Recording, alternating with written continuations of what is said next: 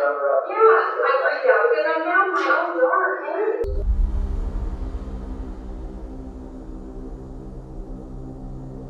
States in the U.S. all have different laws for crimes committed and sentencing lengths. In one state, a person may get sentenced to life, while in another state, they may only get a few years for the exact same crime. Today's video will take place in Iowa. Under Iowa law, there is something called the Earned Time Statute. This statute lessens the time people spend in jail based on credit given over time. They earn 1.2 days for every day they spend in jail. In today's video, we will look at Kelsie Thomas, a 24-year-old woman who strangled and killed her 5-year-old daughter, Cloe, and only spent a week and a half in jail since her sentence. There is proof of strangulation being the cause of death, and Kelsie did admit to becoming physical with her daughter. The counts Kelsie was facing was first-degree murder and child endangerment resulting in death. However, we will see that this is not what Kelsie was ultimately convicted of. Kelsie supposedly suffered from insomnia and depression that could have led to her feeling exhausted and irritable. Reminder that not everyone that experiences these conditions reacts the same way. The conditions that Kelsie dealt with are no excuse for her actions. However, looking into the correlation can give insight as to where her mind may have been. Regulating stress can be difficult for some people, and this can be amplified when sleep deprived. Studies have shown a consistent correlation between lack of sleep and aggressive behavior. The following is a simplified look at how stress can affect the brain. Stress signals are sent to the hypothalamus, which is an area of the brain associated with emotion, including aggression. Then the brain releases cortisol, the stress hormone. When one of these elements rises, the other rises as well. This also works the other way around, and the hypothalamus responds to levels of cortisol as well. This creates a stress-aggression feedback loop that keeps escalating. When cortisol rises for non-fight or threatening reasons, the attack thresholds are lowered and can facilitate aggressive behavior. This could explain how a buildup of stressors could be released in the form of aggression during an inappropriate time. Kelsie Thomas had a husband named Aaron, whom she had a 2-year-old son with, and her 5-year-old daughter, Cloe, from a previous relationship. It was July 19, 2018, in Ottumwa, Iowa. Kelsie needed to run errands before her work shift started at 4 p.m. She planned on taking her son with her, but wanted to leave Cloe at home with Aaron because she was apparently acting out that day. When Kelsie returned home with her son, her daughter Cloe was healthy and happy. Aaron then left the home to help a friend with car maintenance. At this point, Kelsie made lunch for her children before putting them down for a nap. While all children and parenting styles are different, most children at the age of 5 no longer take naps, so right off the bat this seems odd for Kelsie to demand her daughter to take a nap. It may seem Kelsie just wanted a break from her children and threatened to spank Cloe if she didn't abide. Kelsie supposedly suffered from insomnia and depression that could have led to her feeling exhausted and irritable. We will hear Kelsie in her interrogation explain what happened in the beginning of that day. She will recount wanting to leave Cloe at home and the frustration she was feeling toward her.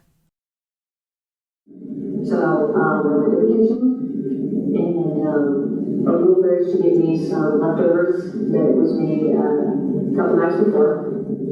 Got me some of that. I opened a can of ravioli, split the can of ravioli between them. She ate it, he ate his, I ate my food. She's done with hers, so she would put her bowl in the sink. Phoenix continued eating his, and I continued the rest of mine. I told her after we were done, we were going to take a nap.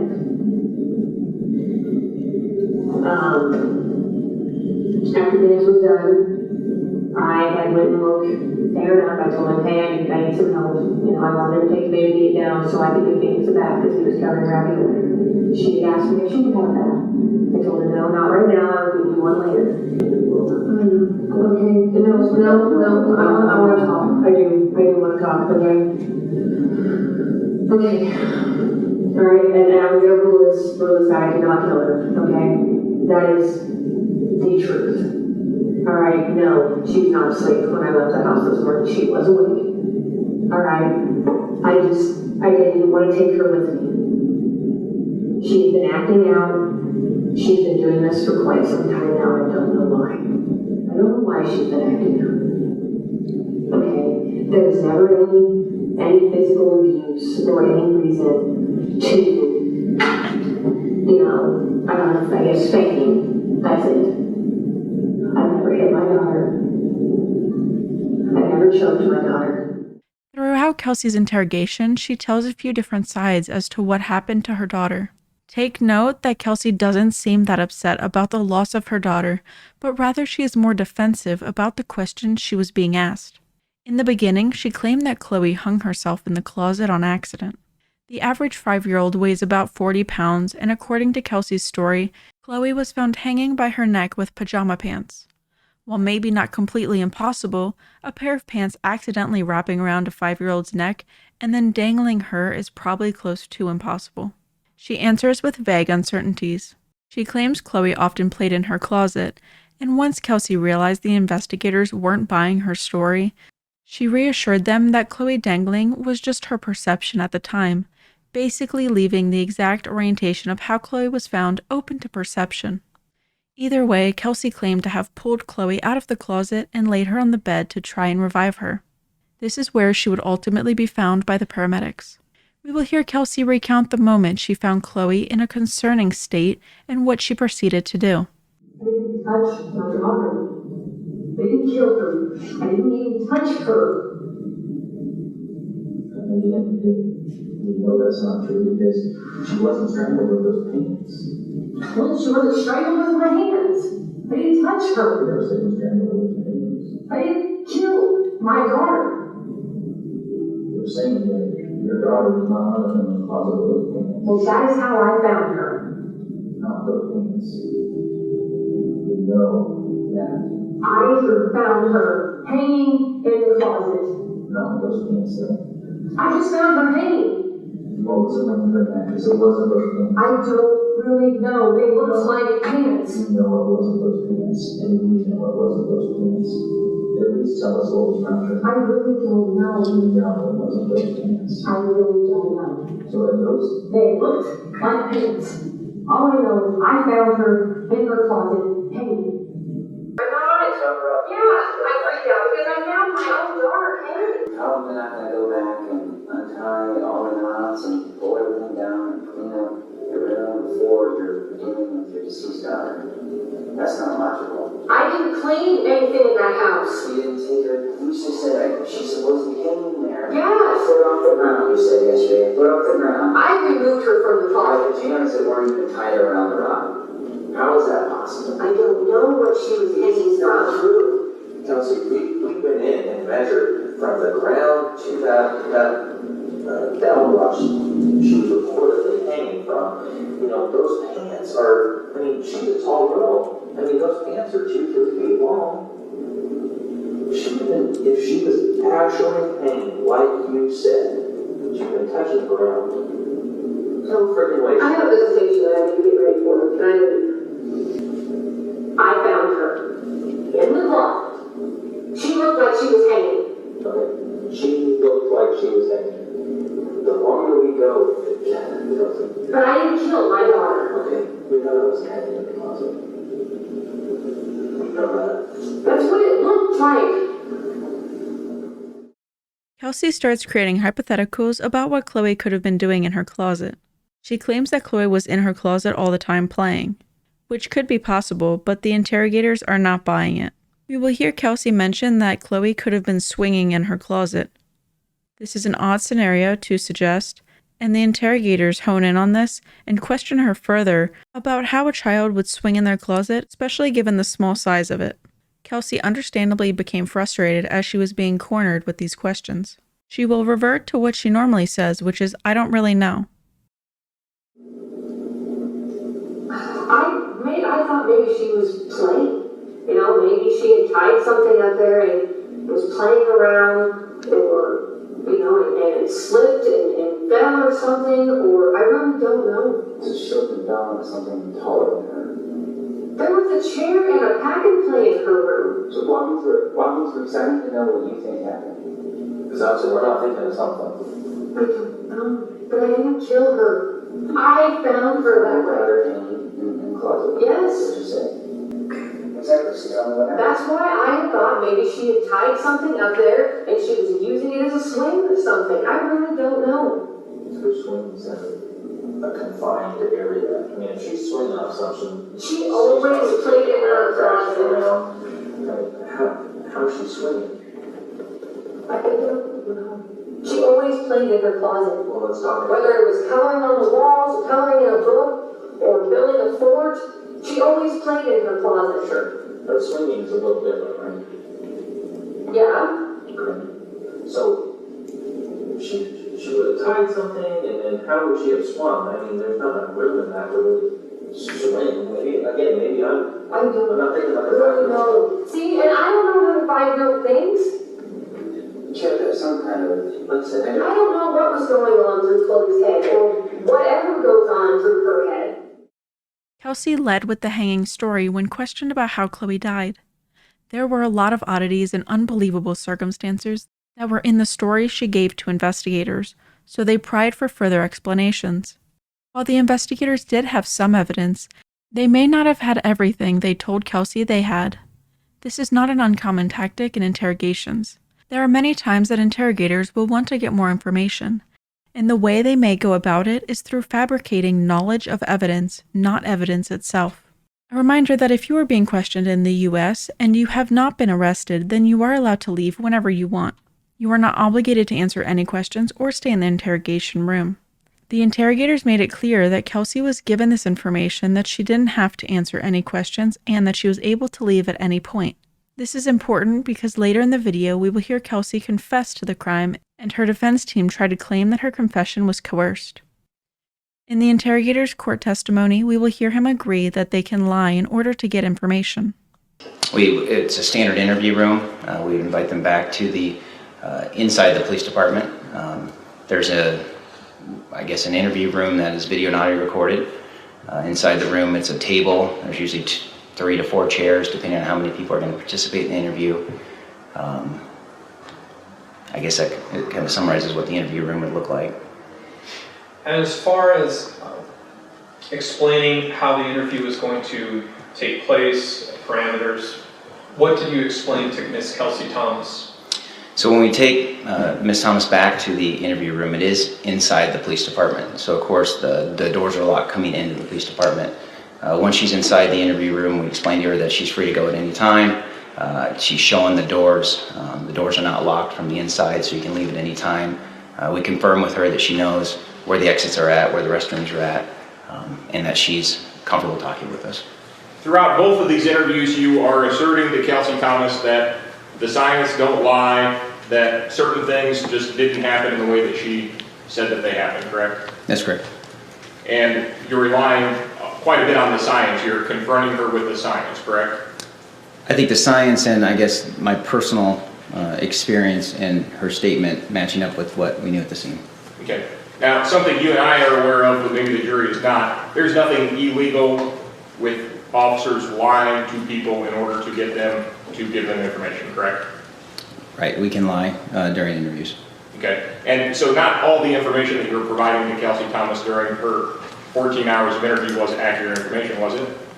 I don't recall in the interview where I lied to Kelsie. I believe I stuck to my understanding that the position that she stated that she found Chloe in did not match up with the evidence. I don't believe that would be a lie.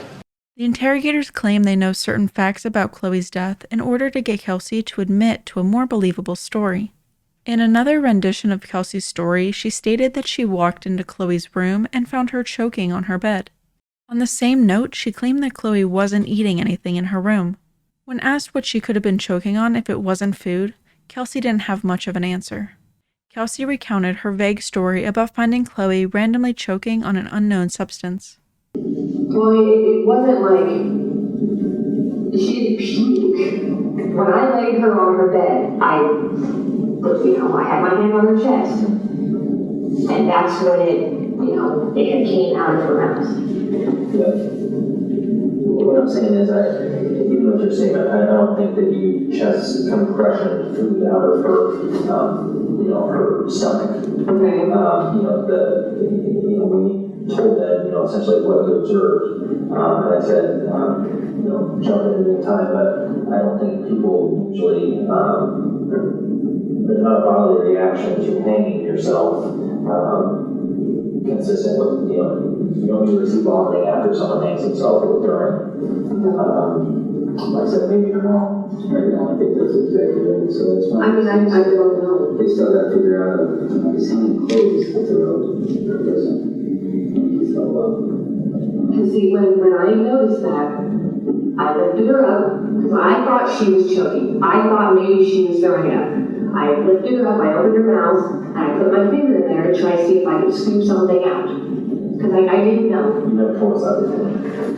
I didn't know if she was choking, I honestly didn't know. That's kind of my question is, maybe but at this point I'm theorizing. Is there any chance that you came into the room and Chloe had gotten some food? No? Maybe she was eating, because I said, we're trying to put together where this food is coming from. No? Because there's no reason that she should have vomited when she hung herself. I just don't know, like I said, is there a possibility you came into the room when she was eating something and, obviously. No. The last thing that she had that I fed her was the ravioli. Kelsie comes up with another story, except this time she places some blame on herself, but not with the intent to kill. She claimed that she was frustrated with Chloe and was trying to get her to take a nap. Chloe was running in and out of her bedroom, refusing to take a nap. In order to try to get Chloe's attention, Kelsie put Chloe on the bed and started pressing on her chest. Chloe's eyes were wide open, and Kelsie felt that she put enough fear into her 5-year-old daughter, so she left the room in hopes that she would finally take that nap she had been wanting. We will hear Kelsie get questioned about this logic since there were bruises found on Chloe's neck. Kelsie will claim that she doesn't know how this happened, and that maybe her shirt got pushed up to her neck as she was repeatedly pressing on her chest.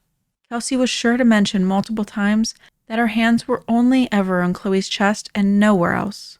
She was laying and I was just leaning over her bed. Remember this is how that body, tell us where her body was face to face, was she? Yeah, I was standing, here's her bed, I was standing over her, and she was laying on her bed. So were you over top of the bed pushing which way? Yeah, I was. So she hands on her chest, so how did you get moving? How did you get moving? I was. How did we get marks on her neck, do you think? I don't know. Do you think that she touched up against her?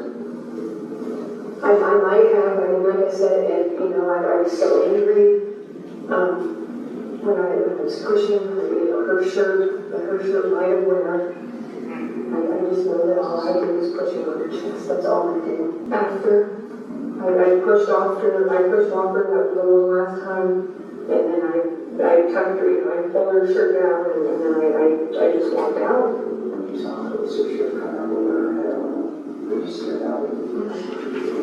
When would you put her shirt down there? Like I said, everything happened so fast.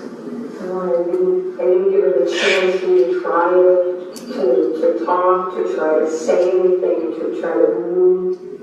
Because like I said, when I left her room, I thought that she was still living. I didn't think that I had done anything to her. After many hours of interrogation, Kelsie accepts fault. Depending on perception, Kelsie either caved and gave a false confession to stop the interrogation, even though she could have left at any point, or she finally revealed what truly happened that day and accepts fault whether intentional or not. Kelsie claimed that she was extremely overwhelmed by caring for her 2 children and felt resentment toward her husband because she believed he had more freedom than her. She had her daughter when she was still a teenager, and this could have made her feel resentment towards Chloe as well. She also claims that her family didn't offer much help when she desperately asked for it. Based on these claims about her husband and family's lack of help, she's shifting the blame on why she snapped on her 5-year-old daughter.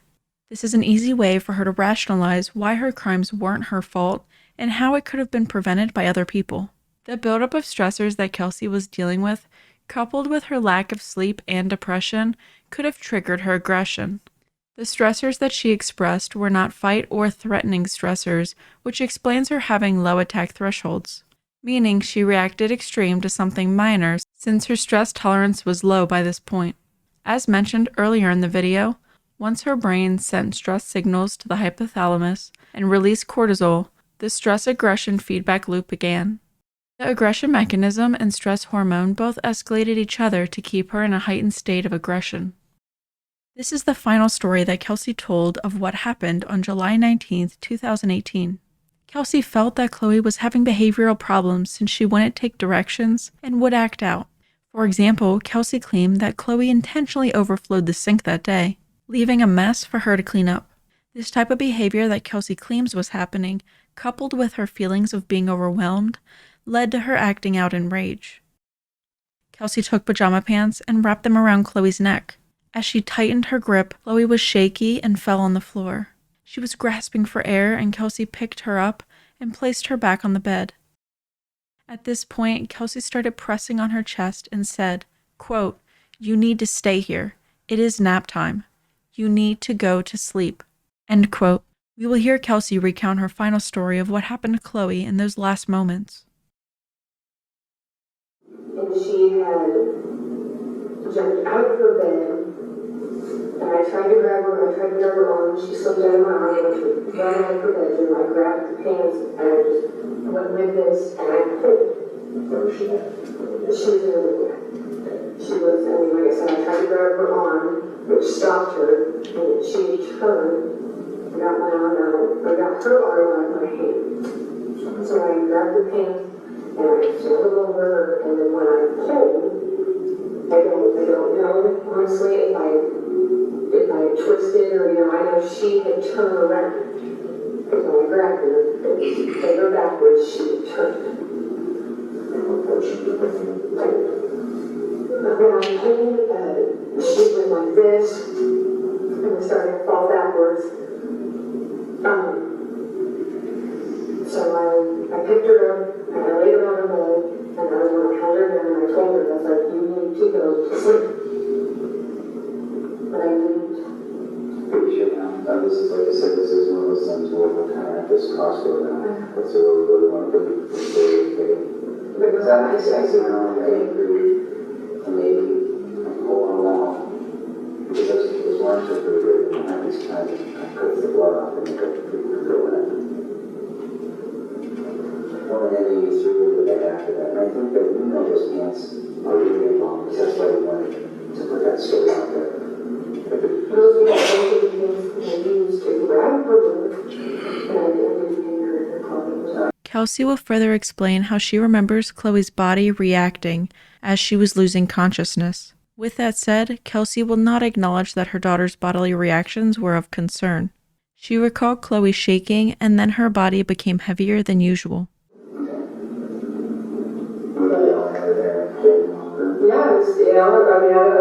I didn't hold on, to me, I didn't think I held on that long. She started to, she was starting to, to get wobbly. And she started kind of moving, like shaking. I had to say, and then I let go. I had let go, and I picked her, and I put her in bed. She fell down. Yes. Yes, she had fallen, and I picked her up underneath her armpits, and I put her in bed. She felt kind of heavy. Kelsie proceeded to rest, and a couple hours later, she called her husband, Aaron, to come home and take care of the kids since it was nearing 4 o'clock, which is when she had to go to work. Less than 10 minutes later, she called Aaron again, and this time she was crying. She told him that Cloe wasn't breathing. The moment Aaron arrived home was when the lie about finding Cloe hanging began. The paramedics were called, and they noticed that her limbs were blue, but her torso still had a hint of pink, so they began life-saving measures. These attempts unfortunately failed. We will hear one of the paramedics recount how they found Cloe. She was on the bed lying on her side with bruising on her neck. They noticed vomit surrounding her and in her mouth. Her torso was still warm to the touch. Now, did you then perform life-saving measures? I did. At that time, I began CPR. All this happens within a matter of a minute or seconds that all this happens. I think a moment ago you said if it was an adult, would you still have performed life-saving measures? Looking back on it, no, I wouldn't have. Why not? Just because I know the amount of time would have surpassed that any life-saving measures would have been unsuccessful. Prior to performing CPR, did you do anything regarding Chloe's mouth? I did. I moved her head off to the side to clear the vomit from her airway before I started chest compressions. Make any observations of that? I did. It was in, a ravioli, spaghettio type, substance. For me having small kids, that's what we feed them. So I began chest compressions after I quickly cleared her airway. So I was pushing on her chest for probably a minute or two before the other firefighters got there. Now, while you were performing CPR on Chloe, did you make any observations around her neck? I did. I noticed ligature marks around her neck, or what I believe to be ligature marks. During Kelsie's trial, her defense team argued that her confession was coerced.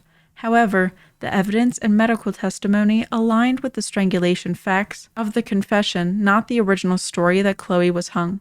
It is not uncommon for a defense team to argue that a confession was coerced, and the interrogators know this. That being said, the interrogators plan for this issue to come up in court by obtaining an apology letter. It is not by accident that they had Kelsie write the apology letter while being recorded in the interrogation room. This letter helps demonstrate that the confession was voluntary. We will hear the interrogator during his court testimony recite the apology letter written by Kelsie. It states, "Family, I just want to say how terribly sorry I am right now. I love Chloe so much and never thought anything like this would ever happen. I just wish more of you would have helped me when I asked or tried to get me the help we all know I needed. Please keep her memories alive. Let Phoenix know I love him and that I'm very sorry this happened. I'm sorry I lied to everyone. I was so scared of what I did and what would happen. I don't blame you guys if you never forgive me. I wouldn't either. Love you all so much, Kelsie." The issue isn't whether Kelsie strangled her 5-year-old daughter or not. It is known based off of the physical evidence that she did. The issue is whether she did it with malice intent or if it was an accident. In March 2020, the jury acquitted the child endangerment resulting in death charge. There was no verdict for the first-degree murder charge because the jury was hung, meaning there weren't enough jurors voting one way or another to deliver a verdict. This means there would be a second trial for Kelsie Thomas. Her defense team opted for a bench trial where the judge decided the case, not a jury. During her bench trial in November 2020, Kelsie was found guilty of involuntary manslaughter. This decision made by the judge was to acknowledge that she was responsible for the death of her 5-year-old daughter, but that she didn't act with malice. We will read the statements made by Judge Lucy Gammon before sentencing Kelsie. Note, she will call Chloe CC. Judge Lucy Gammon said, quote, "The court determines beyond a reasonable doubt that defendant recklessly strangled CC. Defendant was blinded by her frustration and anger when she lassoed the pajama pants around CC's neck, dropped her onto the bed, and pushed her on her chest area. The defendant was much larger and stronger than 5-year-old CC, who had little ability to defend herself. The defendant's actions were highly dangerous. The defendant acted with willful disregard of the consequences, although she should have foreseen that harm would result from her actions. However, the defendant did not intend to harm or kill CC. She simply wanted CC to lie down and take a nap so that she herself could rest." January 4th, 2021, Kelsie was sentenced to 5 years in jail. However, she only spent a fraction of that sentence in jail. She was credited the time she had already served since her arrest in July 2018. This added up to about 2 years and 5 months. Under Iowa's law, there is something called the Earned Time Statute. This gives inmates 1.2 days credit for each day served. Interestingly, the exceptions are for sexual predators and forcible felony, including child endangerment and murder. Since Kelsie was not charged with either of her 2 original charges of child endangerment resulting in death or first-degree murder, she was given the credit under the Earned Time Statute. Kelsie Thomas was found guilty of involuntary manslaughter of her 5-year-old daughter, Cloe, and only spent about a week and a half in jail since she was officially sentenced. Do you think Kelsie intentionally harmed her daughter? Or was it an accident? Or did she not do it at all? Was this sentence adequate, or did she deserve more time, or none at all? Thank you for watching, and join me next time when we explore the psychological maze of some of the most wicked people.